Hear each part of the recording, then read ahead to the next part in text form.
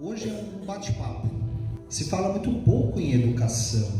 Todo mundo espera que a mudança na educação venha de cima para baixo. Espera um plano do governo que vai mudar toda a educação no Brasil e vai melhorar para todo mundo. Todo mundo já sabe o ranking do Brasil no PISA. Estamos lá em último lá e ninguém fala sobre educação.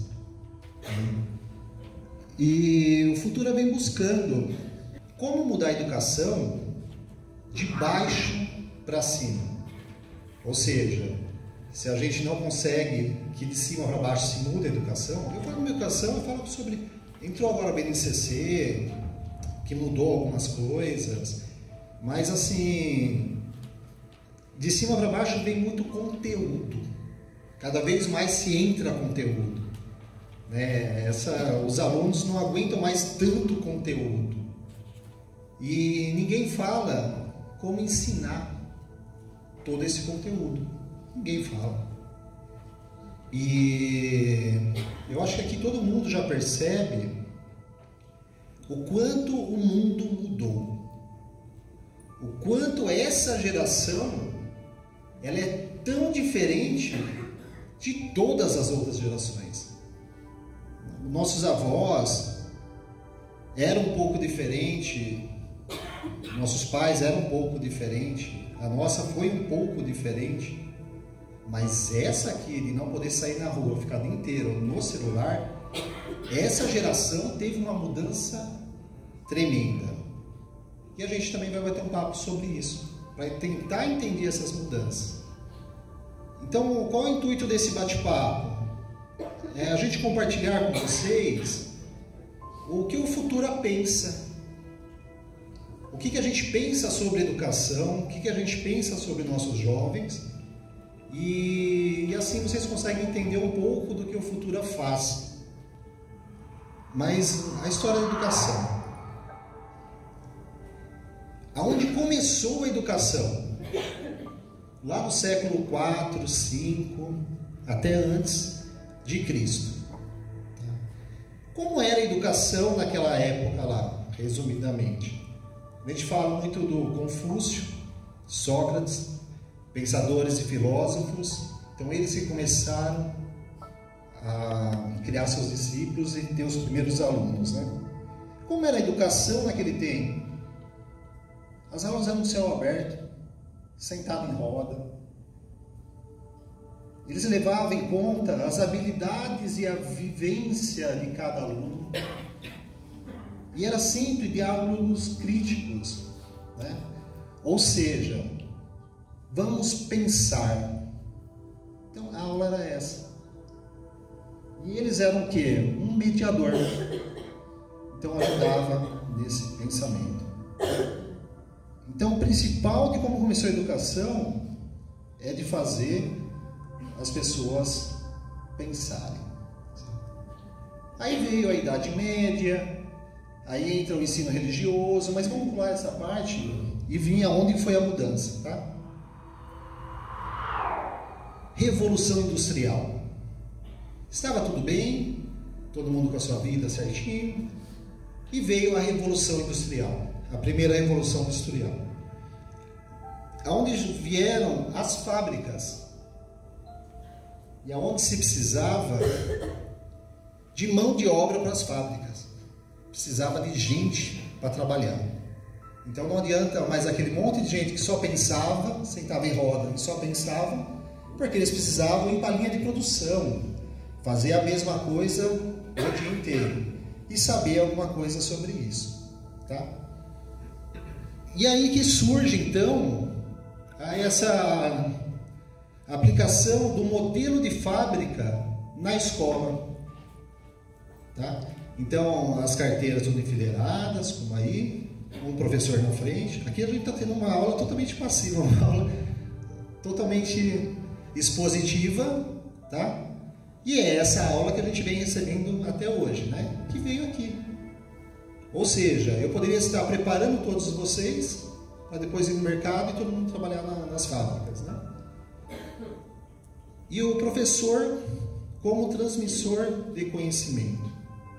Então surgiu a escola que a gente conhece até hoje, surgiu lá na Revolução Industrial.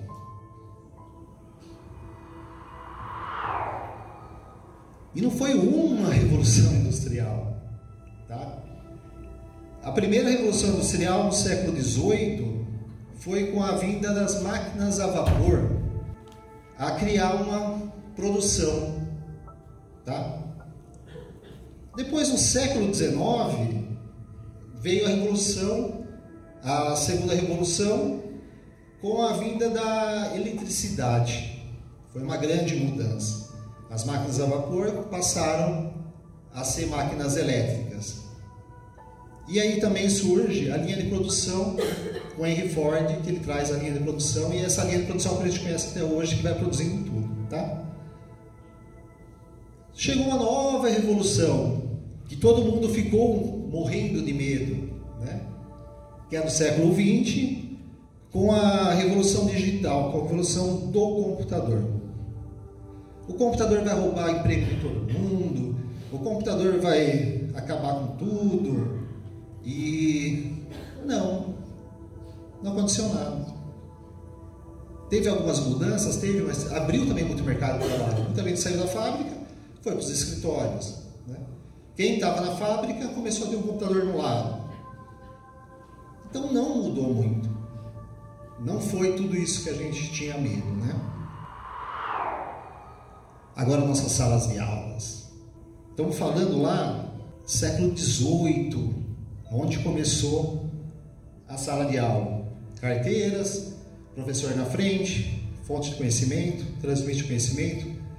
Os alunos recebem conhecimento, fazem avaliações, a gente avalia e classifica os alunos. Passaram centenas de anos e hoje é o mesmo padrão de educação. Vamos imaginar que a gente pegue um médico cirurgião lá do século XVIII e a gente coloca ele hoje em uma sala de cirurgia para ele fazer uma cirurgia.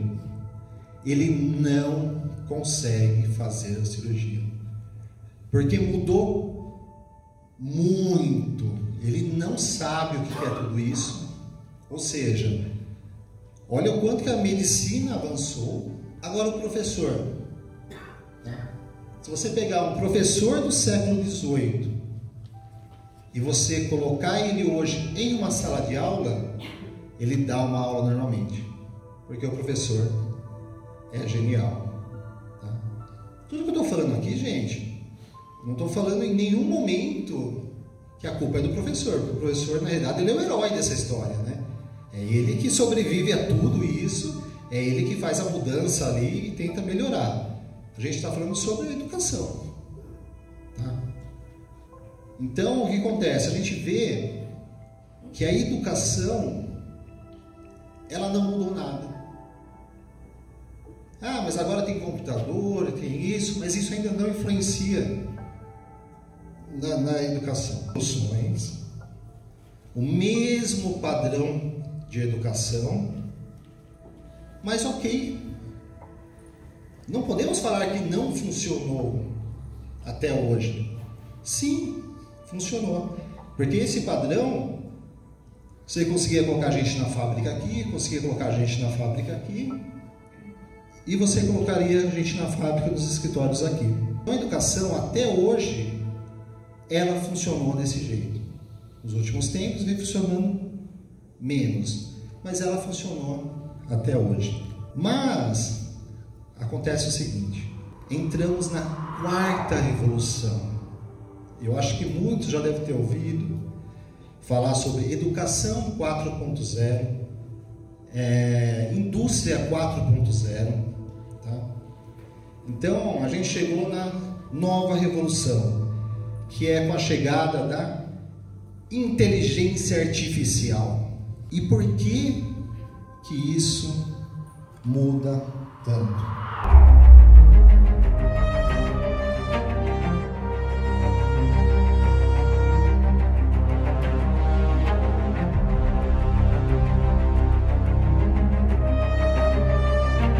A quarta revolução industrial.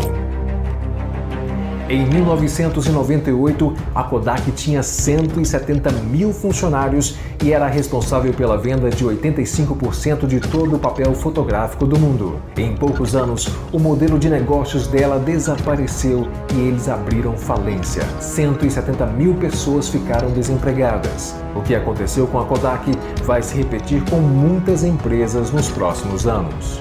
A inteligência artificial vai acabar com a maioria das atividades atuais nos próximos 10 anos. Computadores estão se tornando exponencialmente melhores no entendimento das coisas. Os robôs irão roubar o emprego de 800 milhões de pessoas em todo o mundo até 2030, segundo a consultoria McKinsey. O estudo analisou 800 profissões em 46 países e constatou que até 30% dos trabalhos atuais poderão ser automatizados em 12 anos. Os carros e veículos sem motorista, os chamados driverless cars, lançados em muitas cidades, especialmente na Europa e Estados Unidos, são a nova promessa de autonomia, rapidez e eficiência em transportes nas grandes metrópoles. Acredita-se que em menos de uma década, o transporte de passageiros, de mercadoria e os carros utilitários funcionarão sem a necessidade de um motorista. Em pouco tempo, a atual indústria automobilística será demolida. Nossos filhos jamais irão precisar de uma carteira de habilitação ou serão donos de um carro.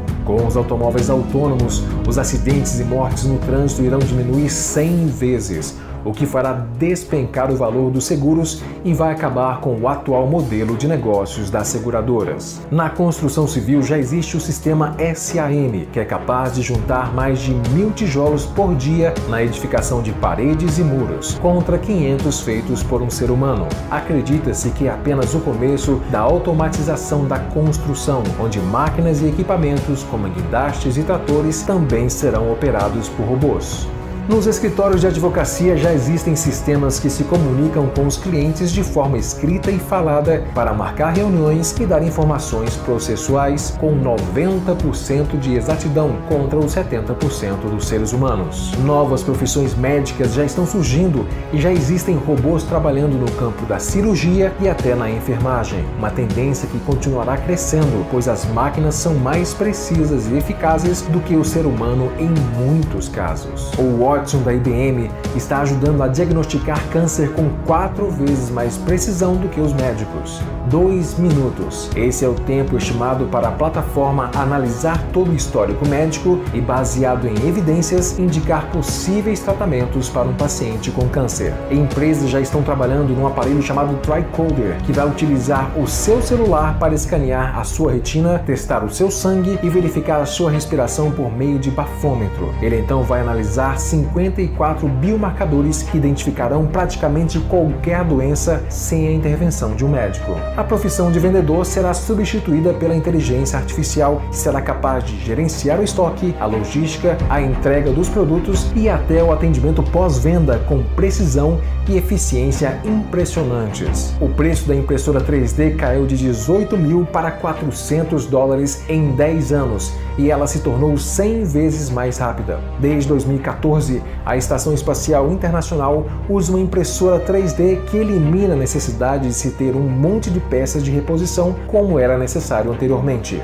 Na China, um edifício completo de escritórios de 6 andares foi impresso em 3D com um custo inferior aos métodos tradicionais e 70% mais rápido. Por volta de 2027, 10% de tudo que for produzido será impresso em 3D.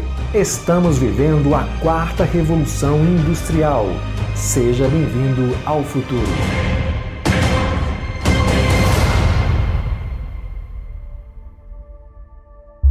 Dá um medinho, né? Dá um medinho. Por quê? Porque é muito rápido. Tudo isso que a gente está falando, nos anos 80, 90, a gente assistia aqueles filmes futuristas, né? E imaginava que a gente não ia viver a época de tudo aquilo lá.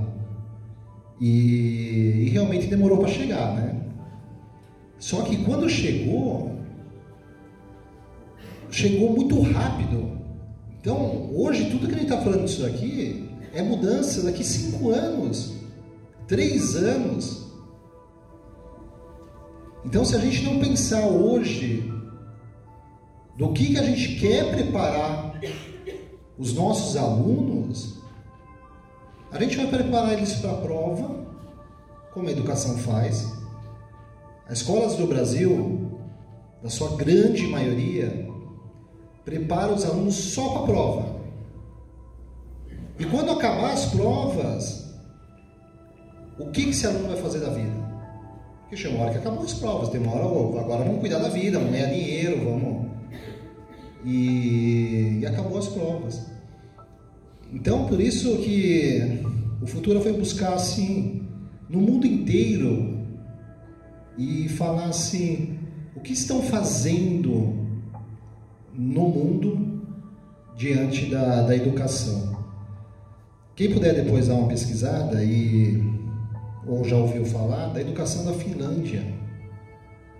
A Finlândia chegou há muito tempo atrás, ela estava igual ao Brasil, no ranking do PISA, lá embaixo, e ela chegou uma hora que falou assim, vamos preparar os alunos, chega de preparar os alunos só para a prova, vamos preparar os alunos para a vida. E hoje ela está entre os primeiros no ranking de educação. Só que é engraçado que esse ranking, ele leva em consideração o quê? Prova. Ou seja, se você preparar o aluno para a vida, a prova ele tira de letra. Tá? Então, mas o que mudou?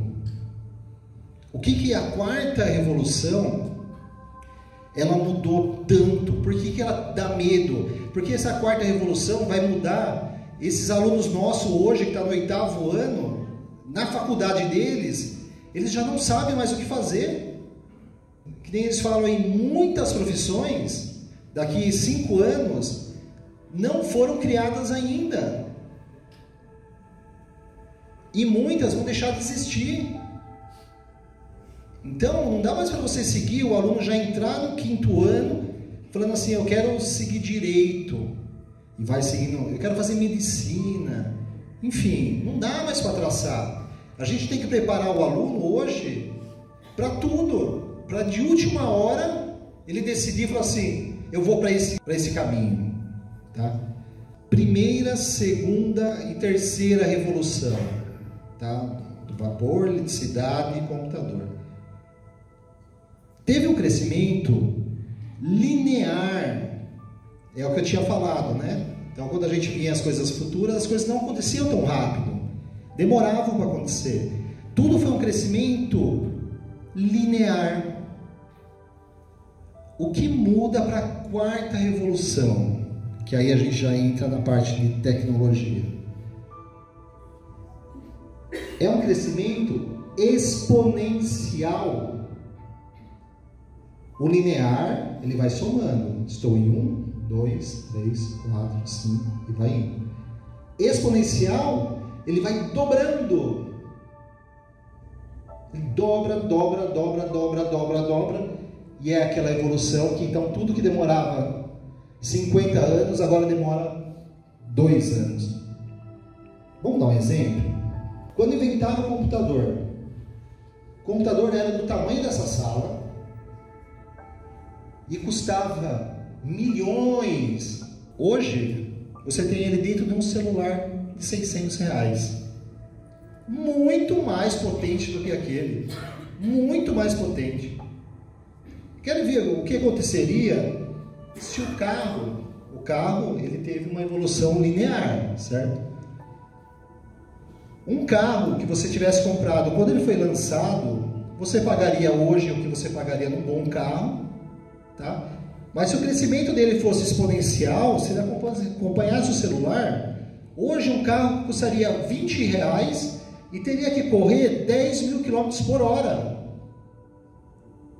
Então aí dá para perceber a diferença do que cresce linear, as 3 evoluções, e porque o exponencial, com a chegada da inteligência artificial, tecnologia, é muito rápido e acessível. Tem a vantagem também, se torna tudo mais acessível. Vamos começar a entrar então no que interessa, né? Chega de histórias. Mas o que isso muda na educação? Todo mundo ficou com medo agora, e aí? O que não vamos fazer, né? Então é isso que a gente tem que pensar, e tem que pensar mesmo. E agora a gente entra um pouquinho então do que o Futura entende sobre a evolução e o que o Futura vai colocar em prática para a gente preparar esse aluno para essa era. O que muda na educação? A gente tem que preparar os alunos para habilidades. Quais são essas habilidades? O aluno, para trabalhar lá no vídeo que a gente viu, o aluno daqui 5 anos que for para o mercado de trabalho, ele tem que ser criativo, inovador, ele tem que ter um pensamento crítico. Acabou a mão de obra, acabou ficar embalando caixa, acabou. Isso as máquinas vão fazer. Eles precisam estar ali pensando mais do que as máquinas. Ele precisa ter iniciativa, ele precisa ser colaborativo, ele precisa trabalhar muita comunicação, que hoje está difícil, né? Esses alunos com a comunicação está difícil, a comunicação é só digital, né? Então precisa trabalhar, precisa falar, tem que ser flexível, então ele tem que passar por todos os departamentos, e ele tem que ter liderança. Então acontece, a escola cada vez mais tem que começar a ver outros caminhos para se preparar o aluno. Até agora foi conhecimento. Escola proporcionou conhecimento. Mas vocês acham que conhecimento para daqui 5 anos no mundo desse? Onde o conhecimento está praticamente na palma da mão deles? São os pilares da educação do século XXI. Aprender a conhecer, isso todas as escolas fazem. Só que agora entra aprender a ser, aprender a conviver e aprender a fazer. A Unesco está tentando levar isso para o mundo inteiro. Então tem pessoas falando nisso. Mas está todo mundo fazendo igual o Futura hoje. Mudando a educação de baixo para cima. Cada um está mudando a sua universidade. Os professores estão mudando a sala de aula. Então a escola é totalmente tradicional, tem professor mudando a sala de aula, que aí depois o outro professor vai se espelhar nele, o outro vai levar isso para a gestão, para a diretoria, muda a escola do bairro, então é isso. A mudança agora está sendo de cima para baixo. E esses são os pilares. Aprender a ser. Tá? É a gente cuidar do desenvolvimento integral do aluno, porque a gente precisa trabalhar outras habilidades do aluno, um projeto de vida. Vamos fazer todos os alunos pensarem, vamos caminhar junto, vamos traçar estratégia de vida junto. A gente trabalhou sempre com uma única inteligência, que você media pelo número que era o teste de QI. Ou seja, todo mundo tem só um tipo de inteligência. Vamos fazer um teste para todo mundo, quem tirar a maior nota é mais inteligente que o outro. Mas isso não é assim. As inteligências múltiplas de Gardner. O aluno, ele tem mais de 8 inteligências. Tá? Ele tem a naturalista, que é ele viver no meio ambiente, se lidar bem com o meio ambiente. Ele tem a inteligência linguística, saber se comunicar bem, saber falar bem. Tem a inteligência lógico-matemática, exatamente isso, fazer conta. Interpessoal, inteligência de se relacionar com os outros. Corporal sinestésica, que é o quanto ele conhece o corpo dele. Tá? A inteligência musical, que o próprio nome já diz, é referente à música mesmo. Existencial, o quanto ele sabe que ele existe, o quanto que ele sabe a importância dele no mundo. Ele tem a visual e a espacial, que é de ser localização, e a intrapessoal, que é ele conseguir lidar com ele mesmo, que é o ser. Tá? Então, o que é importante falar sobre tudo isso? A cultura leva em consideração. Os pais que a gente já conversou, a gente bateu muito já papo sobre isso. O Futura, ele só não leva em consideração aquela nota que ele tirou na prova. Então a gente busca muito, para muitos pais que eu falo, temos que explorar as outras inteligências, porque todos são inteligentes. Então você olhando aí, todos são inteligentes, todos aprendem, Todos têm mais de 50 bilhões de neurônios. Todos aprendem. Só que a gente precisa explorar a inteligência de cada um.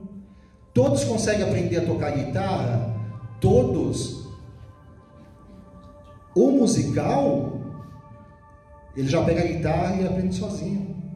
Porque a inteligência emocional dele é muito forte. Mas quem não tem uma inteligência musical, ele pode ter inteligência avançada corporal. Então ele tem habilidades. E ele pode ter também a visual espacial. Então, com a habilidade que ele tem com o corpo dele e com o visual que ele tem, ele consegue reproduzir a mão do outro. E ele consegue tocar guitarra. Enfim, eles têm todas as habilidades. Cada um tem no seu grau. Então é isso que a gente precisa desenvolver. Entender um pouco o que é o futuro. E às vezes a gente não consegue se comunicar tão bem ou tudo o que acontece. Porque acontece muita coisa lá no futuro. A gente bate muito papo. A gente cuida bem dos filhos de vocês. Então, lá no futuro todo mundo é amigo. Lá eles não têm medo do diretor. Eles não têm medo de ninguém no futuro. Eles têm respeito.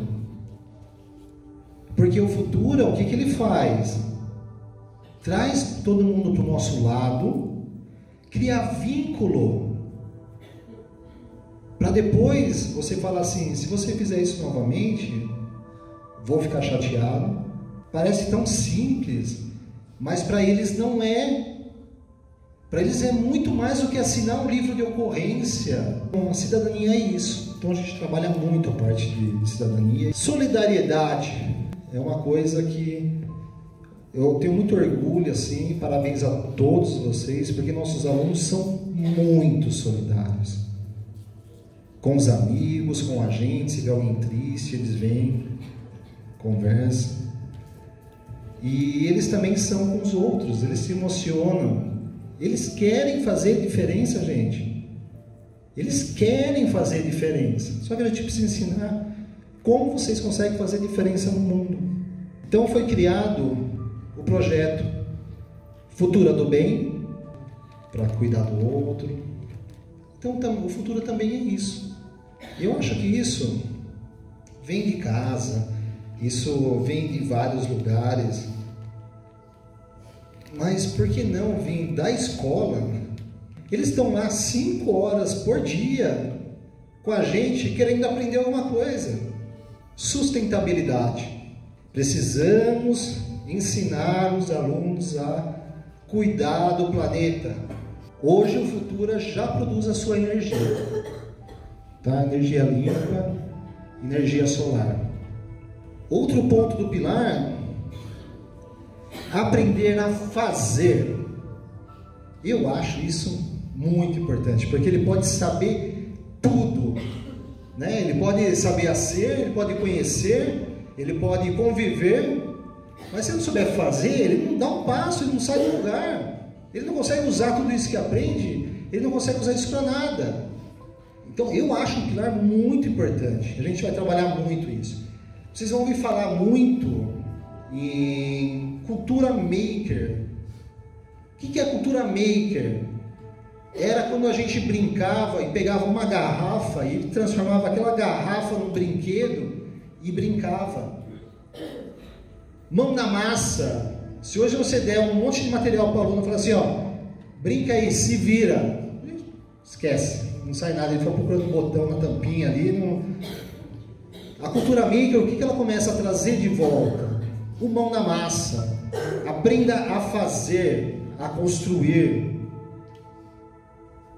Então começa, eu acho que o ano que vem já começa, então a gente está preparando o projeto, tem que ter uma sala especial, enfim, a gente está cuidando de tudo isso, mas o ano que vem a gente já se fala em cultura maker no futuro, eles vão começar a fazer cada vez mais.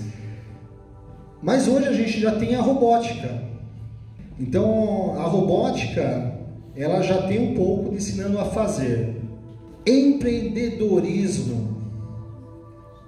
Empreendedorismo é espírito empreendedor.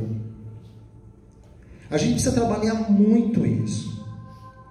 Empreendedorismo não é simplesmente vou montar uma empresa. Empreendedorismo é postura. Eu vou crescer dentro dessa empresa, ok. Então você tem que ter pensamento empreendedor. Para você, eu vou começar como estagiário, depois eu vou mudar para esse setor, eu vou me especializar nisso para mudar isso, cabeça de empreendedor. Então o empreendedorismo, seja no setor público, privado, ou até montar o seu próprio negócio, o aluno precisa ter a cabeça de empreendedor. Fluência digital. Então a gente tem às vezes fluência em inglês, a gente tem fluência em outros idiomas e às vezes a gente não tem a fluência digital, que é, lembra da inteligência digital? Utilizar aquilo a nosso favor ou a favor dos outros, né? Então esse é um laboratório ainda em construção, porque tudo no futuro, foi o tema da nossa última reunião, tudo no futuro é em construção. O futuro não para, porque tem que ser exponencial. Hoje a gente fala tem que ser líquido. Você tem que escorrer, você tem que transformar em várias formas, você tem que acompanhar, você tem que seguir, tem que ser líquido, tem que ser fluido. Hoje a gente fala em fluido. Então eu sempre falo assim que o futuro sempre está em construção, sempre tem alguma coisa nova, sempre estamos mudando. Esse é o nosso laboratório, onde se trabalha com a robótica, né? Hoje a nossa robótica, ela é uma robótica de programação. Porque quando a gente fala em robótica, e cada vez mais, eles não vão construir robôs. Vão ser poucos que vão construir robôs. Porque os robôs vão estar lá para ser programados. Agora, não vamos esquecer, e é nosso pilar principal, do aprender a conhecer.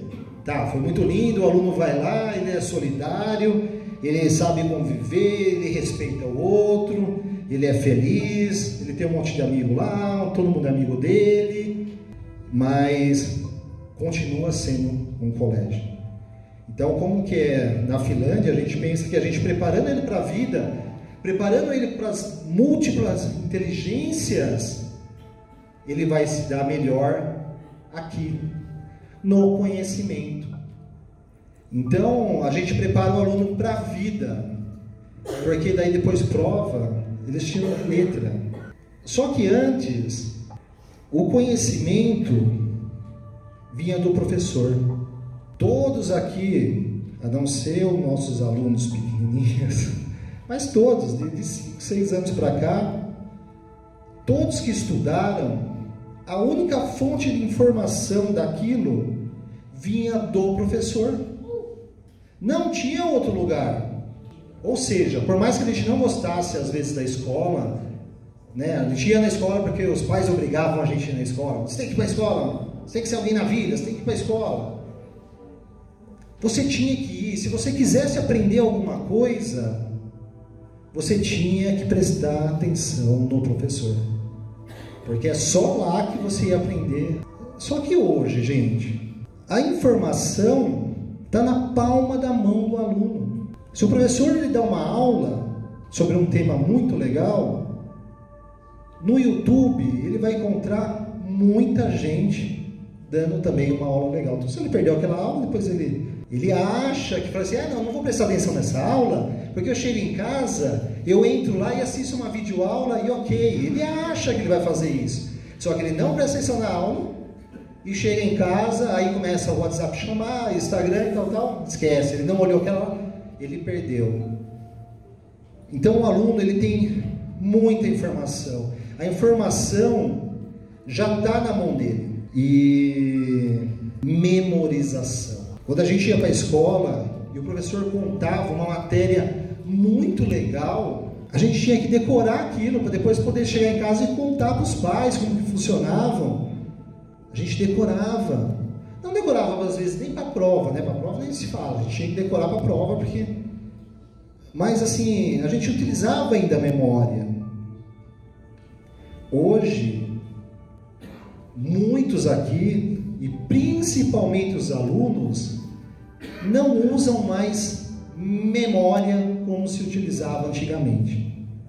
Por quê? Porque hoje você lê uma matéria super interessante. Você memoriza aquela matéria ou você memoriza o site que você viu com aquela matéria? Porque se você for contar depois, você só fala o site que era, a pessoa entra lá. E o aluno é a mesma coisa. Para que eu vou memorizar isso se depois em 2 minutos eu coloco aqui no celular, aqui, células, pronto, está aqui na minha mão. Então o aluno também deixa de memorizar, a gente deixa de memorizar, a gente não utiliza, nossa memória está na página da mão. Qual o significado para o aluno ir para a escola? A gente ia porque era obrigado, só que chegava lá, acabava prestando atenção. Porque então estamos aprendendo. Só que hoje, com tanta informação que esse aluno tem, qual o significado da escola para ele se for só para ir lá e escutar tudo que ele já escutou na internet? A gente precisa criar nesse aluno esses novos significados.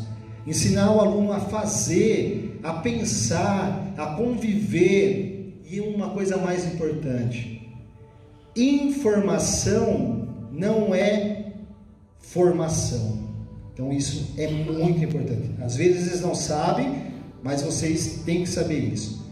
Informação não é formação. E aí, qual é a nova função do professor então? O professor não precisa ficar explicando tanto e tanto e tanto e tanto e tanto e falando, porque é desgastante, né?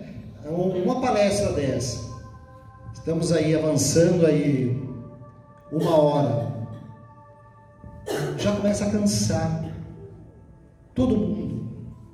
Imagine que o aluno, se ele tiver uma aula assim, ele tem mais 4 horas pela frente. E qual que é a nova função hoje do professor? O professor hoje tem que ser um mediador, porque informação não é formação. O professor ele tem que mediar a informações, todas as informações que o aluno tem disponível e trazer para a realidade e falar: isso funciona, isso não funciona, isso é assim, isso não é assim, vem cá, vou te explicar direito que você não entendeu isso, aquilo e tal.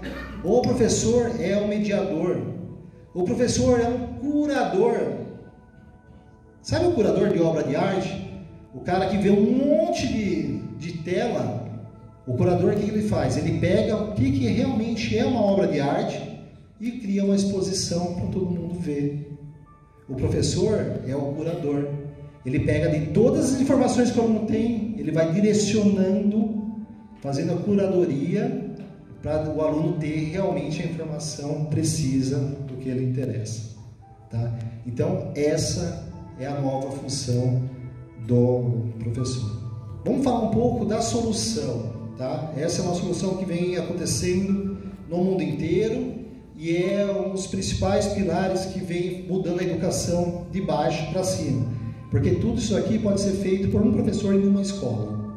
E depois ele vai mudando. Vamos entrar só rapidamente em uma parte teórica, senão a gente não vai conseguir entender isso daí, tá? Essa é a pirâmide de aprendizagem de Glasser. O que ele fala?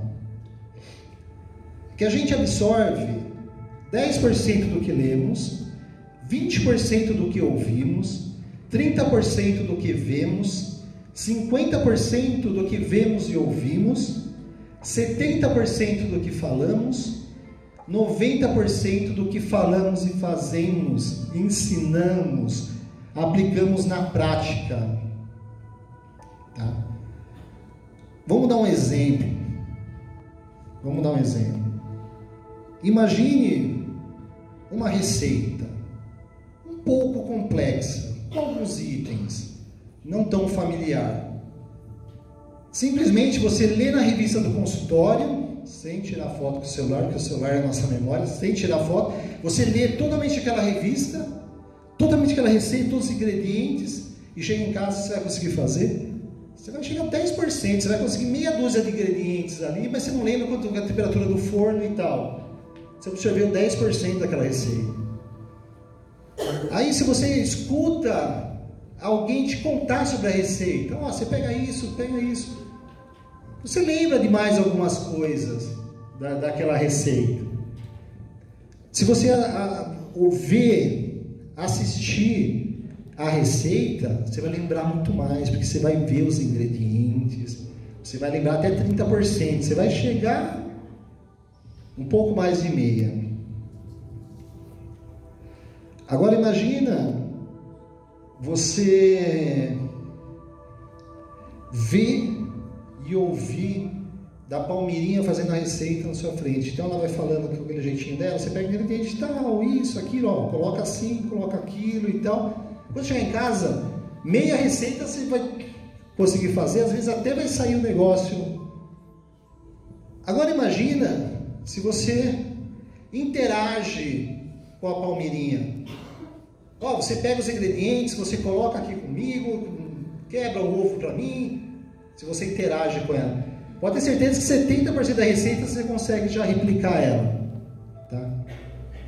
Agora, quando você assistiu 2, 3 vezes e você está no ponto de ensinar essa receita para outra pessoa, você fala assim, vem cá, eu vou te ensinar uma receita nova. Você já sabe 100% dessa receita. Tá? Então é assim que funciona a pirâmide da aprendizagem. Aonde que eu quero chegar? Nas metodologias. Até hoje, as escolas sempre trabalhou na metodologia passiva. O que é metodologia passiva? É o professor transmitindo informação. Tá? Essa é a metodologia passiva, aula expositiva. Essa metodologia, os alunos vão ler, eles vão ouvir muito o professor. Olha lá, 20% do que o professor falou durante tanto tempo, 20%. E vê, que às vezes o professor vai fazer na prática ali, ele vê, ele também lembra. Mas a metodologia passiva, que é a aula expositiva que a gente fala, ela trabalha ali naquele topo da pirâmide. Hoje vocês vão ouvir falar muito sobre metodologias ativas de aprendizagem. O aluno protagonista. O aluno é o protagonista. O professor, mediador. O que a metodologia ativa faz para acontecer isso daí? Eles assistem muita coisa presencial, ou às vezes vão lá na casa de apoio e vê ali, às vezes um vídeo. Eles assistem muita coisa do que só escutar. Ele vê às vezes o professor fazendo na prática. A Ana Paula é a que mais faz aqui, prática é com ela mesma, faz muita atividade com eles. Então acontece, participar de uma discussão, é isso que cada vez a gente tem que fazer mais. Colocar os alunos para sentarem junto, discutam sobre esse tema e eu vou mediar essa conversa de vocês. Quando eles estão discutindo, quando eles estão falando sobre aquilo, a gente fala em 70%. É pegar um aluno que já entendeu e falar assim, vem cá, explica para esse outro aluno. Opa, mas você vai utilizar o aluno para ensinar, o professor já sabe. Quando aquele aluno ensinar para o outro, ele absorveu 100% daquele conteúdo. Então ele está ajudando mais o outro, ou ele está ajudando ele mesmo ensinando? O pilar da metodologia ativa. O aluno protagonista. O aluno precisa ser ativo, porque ele quer ser ativo, né? O aluno, ele não quer mais ficar sentado, ele não quer. Só acontece, se você não dá atividade para ele, ele vai procurar atividade, ele vai mexer com o amigo, ele vai anotar aquilo, vou beber água, vou ir. Então a gente tem que pegar essa atividade deles e trazer para a sala de aula. Fazer o aluno pensante. O professor é tão apaixonado que ele quer contar tudo, ele quer explicar em detalhes. Ele dá, ó, você precisa saber disso, disso, disso. Ele dá a informação de bombejada para o aluno. E isso daí ele não vai dar valor. Você não tem que chegar para o aluno hoje em dia e você falar horas de como o Brasil foi descoberto. Não. Você vai ler a apostila na página tal, você vai procurar nesse site, Você vai assistir esse vídeo e você vai vir me falar como o Brasil foi descoberto. Se eu não pensar dentro das metodologias ativas, você tem muitas coisas para ser trabalhado. Então eu vou passar algumas que é muito importante vocês conhecerem, porque principalmente nessa sala de aula invertida, precisamos de muito apoio dos pais. Vocês vão entender por quê. Porque o aluno precisa começar a se preparar para a aula. E o pai precisa cobrar. Se preparou para a aula? Porque senão ele vai chegar na aula, ele vai ficar... Então ele tem que se preparar. Como funciona a sala de aula invertida? De uma universidade americana, onde ele colocou um sensor que capta a atividade neural do aluno durante 7 dias, 24 horas, vai viver sua vida, depois de 7 dias vamos verificar isso. Mas olha aqui, a atividade dele assistindo TV, 0. Dormindo com os sonhos, pensamentos, a gente tem muita atividade neural. Relaxando, assistindo TV, relaxando. Aqui ele está no laboratório da universidade, já tem mais um pouco de... No outro dia ele está estudando, tá? Estudando para uma prova, estudando em casa. Ele está dormindo, ele está fazendo a prova e aqui ele está na sala de aula. No outro dia, a atividade dele, como o cérebro dele funciona quando ele está estudando, quando ele está dormindo, em sala de aula. Do jeito que vocês estão aqui. Se medirem de vocês, está tudo assim. Porque assistir, gente, tem que pensar para assistir. É só você deixar fluir. No laboratório, assistindo TV, que também é só assistir, você não vai ficar pensando muito sobre aquilo, só se não for um Cidade Alerta, essas coisas, que daí dá. Aí dormindo, dá o pico do sono. Gente, sala de aula, ó, dormindo, com os amigos, no laboratório, relaxando, sala de aula. Trabalho de casa, lição de casa. Então tem alguma coisa errada. Então como que funciona a sala de aula invertida? É você trazer essa baixa atividade cognitiva, levar isso para casa e você pegar a lição de casa, que você tem um alto grau de cognição, trazer para a sala de aula. Como que a gente faz isso? A aula sempre foi uma surpresa. Eu acho que para todo mundo. São pouquíssimos professores que comentam o que vai ser dado na próxima aula. Mas geralmente, toda aula é uma surpresa. O aluno chega na aula, surpresa, hoje, descobrimento do Brasil. Até todo mundo assimilar, descobrimento, qual o Brasil, estamos no Brasil, o que quer descobrir, cobrir. Até ter toda essa assimilação, já vai rodando a aula. E aí faz o quê? O professor começa... Eu sempre erro de botão aqui. O professor começa a contar a história do Brasil, tá? E aí depois acabou a aula, o aluno não prestou atenção, enfim, ou prestou. Aí ele chega em casa, tem a lição de casa sobre o descobrimento do Brasil. Sobra para quem? Para os pais. Ajudar, porque eu não entendi, o aluno estava falando muito no meu ouvido, eu não entendi o que o professor falou, e aí em casa ele começa a quebrar a cabeça. Como que é a sala de aula invertida? Gente, na próxima aula vamos falar sobre descobrimento do Brasil. Leiam a apostila, gente, em casa não é aprendizado, tá? É um pré-conhecimento. Leiam a apostila da página 10 até a página 15. Olha esse PDF também e assiste esse vídeo. Você começa a se preparar para a aula. Quando você chega em aula, você já tem um pré-conhecimento. O que a gente vai fazer em sala de aula? Vamos trabalhar. Formem grupo, vamos discutir. O que vocês acham que o Brasil foi descoberto? Foi certo que fizeram? Foi certo que fizeram? Não devia ser descoberto? Enfim, Os alunos, você vai trazer aquilo lá para a sala de aula e deixa o aluno fazer a leitura dele em casa. Fizemos, em um dos treinamentos dos professores, a gente fez uma dinâmica que foi muito legal. Em uma das reuniões, eu passei para os professores um vídeo ensinando a fazer um origami de um sapinho. Um vídeo muito devagar, bem explicativo.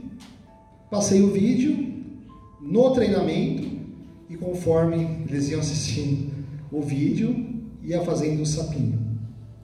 Certo? A Cássia foi a única que conseguiu fazer o sapinho no tempo do vídeo de 6 minutos. Porque no meio do caminho você ia se perdendo.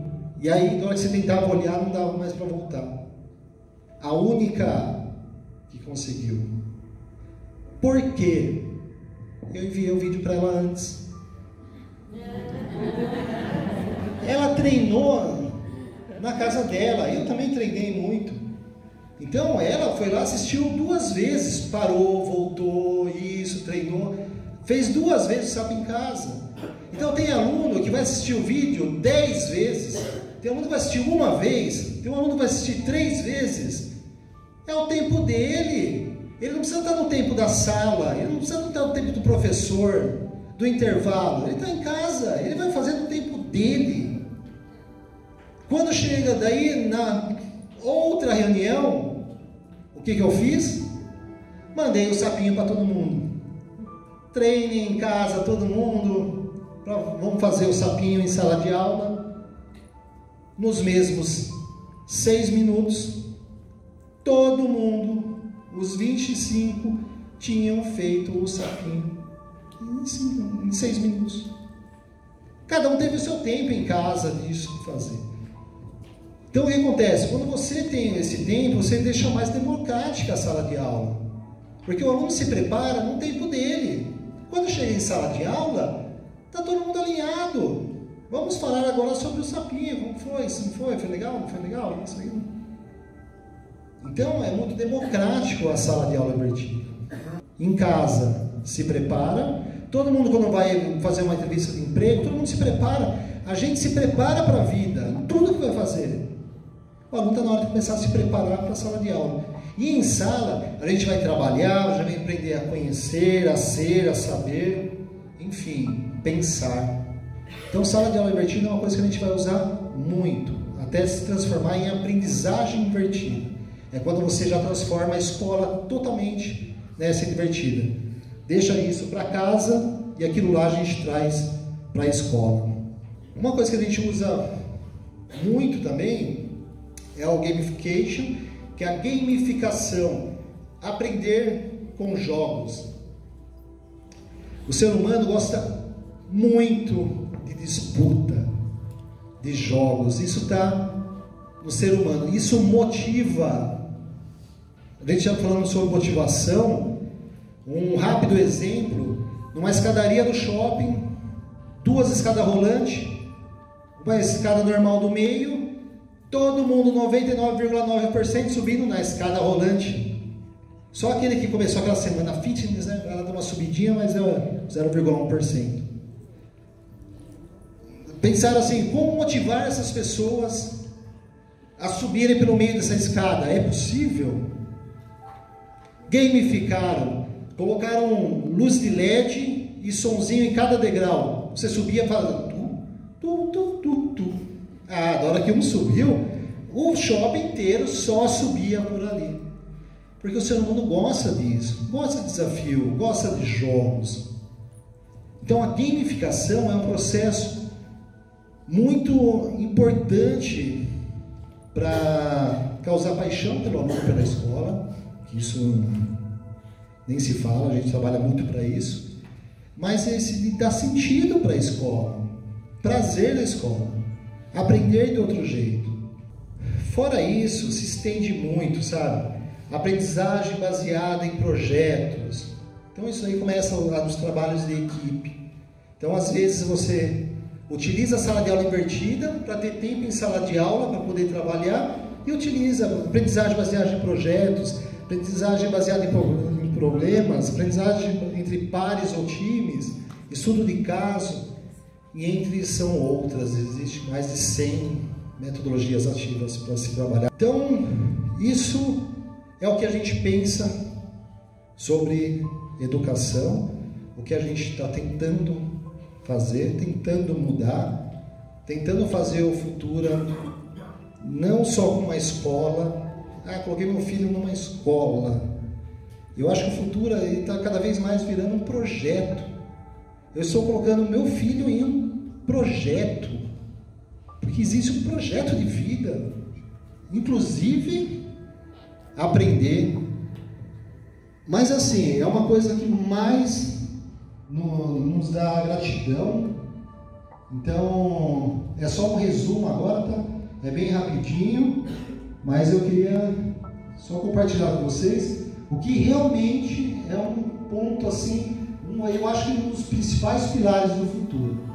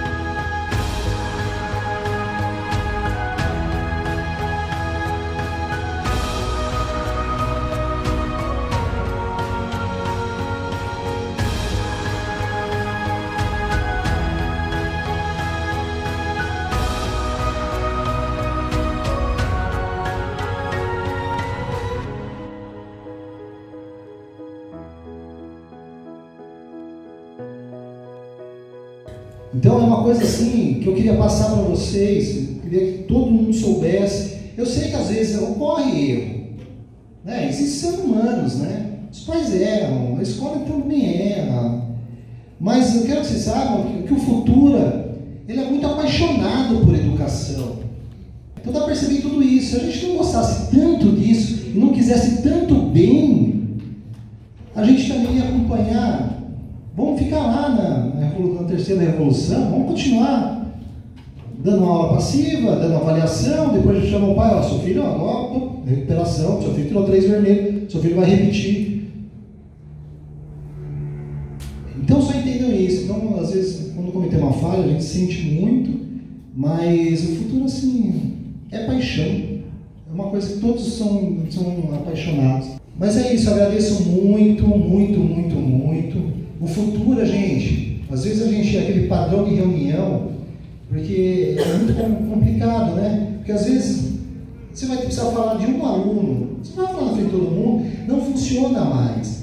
Mas eu quero deixar para vocês, Futura portas abertas. Está com dúvida? Não entendeu isso? Meu filho não está indo bem, está reclamando de alguma coisa e tal. Liga, marca, vai lá, a gente conversa e já resolve. Não precisa esperar terminar o bimestre, não precisa esperar uma reunião. E caso aconteça algo grave, aí o pai é chamado para a gente cuidar do caso junto, né? Mas não ligue não, que a gente não chame tanto vocês, porque o que é grave, né? No Futuro não tem coisa grave.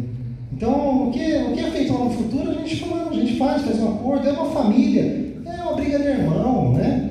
Então é isso, sabe? Mas fiquem tranquilos que todos os alunos estão sendo observados, todos os alunos estão sendo acompanhados. Então vocês fiquem tranquilos se não tiver muita notícia do meu filho. Opa, o que está acontecendo com o meu filho? Ele está bem, isso é bom, né? Então fiquem tranquilos, tá? Não é que, opa, será que não estou sabendo o que está acontecendo? Não, o Futuro é isso. Estamos ali, é uma família, né? Qualquer discussãozinha lá é entre irmãos.